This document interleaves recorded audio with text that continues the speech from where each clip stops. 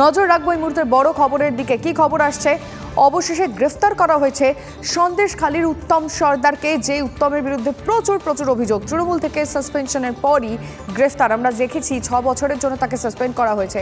শাহজাহান ঘনিষ্ঠকে গ্রেফতার করলো বসিরহাট পুলিশ এবং এই বিষয়ে আরও ডিটেল দেব। শনিবার দুপুরে দল উত্তমকে 6 বছরের জন্য সাসপেন্ড করে। সন্দেশখালীর বাসিন্দা, বিশেষ করে মহিলাদের অভিযোগের ভিত্তিতেই শনিবার সন্ধে উত্তমকে হেফাজতে নেয় সন্দেশখালী থানার পুলিশ।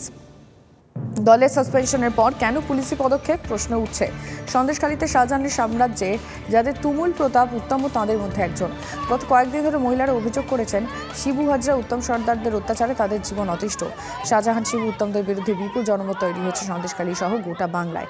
গত কয়েকদিনের লাঠি সোটা নিয়ে কাতারে মহিলারা যেভাবে শাসক দল ও পুলিশের উপর চাপ সৃষ্টি করে, তাতে অশনের সংকেত দেখে তৃণমূল সরকার। কিন্তু প্রশ্ন হলো, সন্দেশখালীর রাঘব বোয়ালরা কোথায়?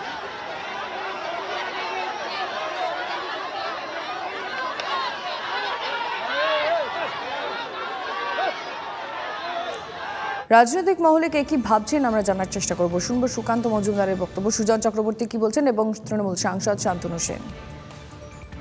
পুরোটাই দেখানোর জন্য, মানুষের চোখ ঘোরানোর জন্য যে বিজেপির নেতাদেরকে অ্যারেস্ট করছি, দেখো তৃণমূলের নেতাদেরকেও অ্যারেস্ট করছি। আর দেখবেন এই কয়েকদিন পরেই এদের জামিন হয়ে যাবে। জামিন হয়ে এরা ওই এলাকায় দাপাদাপি করবে, আবার কারো বাড়ির বউকে টেনে নিয়ে যাবে সন্ধ্যেবেলায় তাদের মনোরঞ্জন করতে।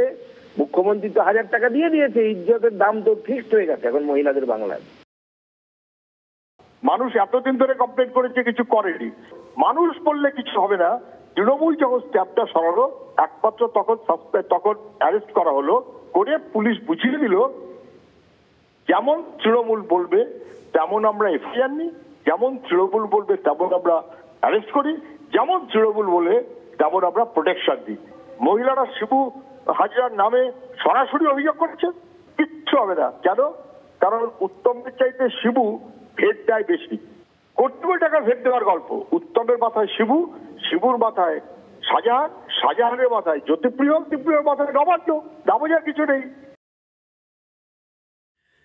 তৃণমূল কংগ্রেসদের রাজধর্ম পালন করতে জানে এবং তৃণমূল কংগ্রেস যে অন্যায়ের সাথে আপোষ করে না, উত্তম সর্দারের অ্যারেস্টের মধ্যে দিয়ে সেটা আরও একবার প্রমাণিত হলো এবং উত্তম সর্দারকে দল থেকে সরিয়ে দেওয়ার পরে সেটা আরেকবার প্রমাণিত হলো। আপনাদের স্মরণে থাকবে শম্ভুনাথ কাউ, যিনি কলকাতা পৌরসভার তৃণমূল কংগ্রেসের 58 নম্বর ওয়ার্ডের কাউন্সিলর ছিলেন, তাকেও কিন্তু তৃণমূল কংগ্রেসের সরকারের পুলিশই গ্রেপ্তার করেছিল। আপনাদেরকে স্মরণে রাখতে হবে যে পার্থ চট্টোপাধ্যায়ের মতো আমাদের দলের মহাসচিব এবং রাজ্যের মন্ত্রী, তার বিরুদ্ধেও কিন্তু আমাদের দল 6 দিনের মাথায় পদক্ষেপ নিয়েছিল। আরাবুল ইসলামকেও কিন্তু আমাদের সরকারের পুলিশই গ্রেপ্তার করেছে। সন্দেশখালীর বিজেপি নেতা বিকাশ সিং শনিবার বাড়ি থেকে বসিরহাট লোকসভার বিজেপি আহ্বায়ককে গ্রেফতার করে পুলিশ। সন্দেশখালীর অশান্তির ঘটনায় জিজ্ঞাসাবাদের জন্য গ্রেফতার করা হয় বিকাশ সিংকে, খবর পুলিশ সূত্রে।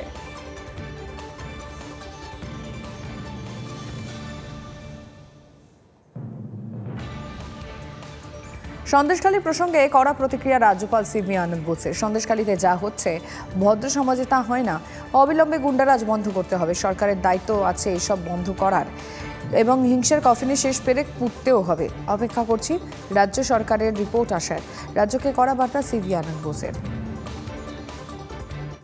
Sandeshkhali incidents, that the worst that can happen in a civilized society is happening there. No one will be allowed to take the law in their hands by the gundas.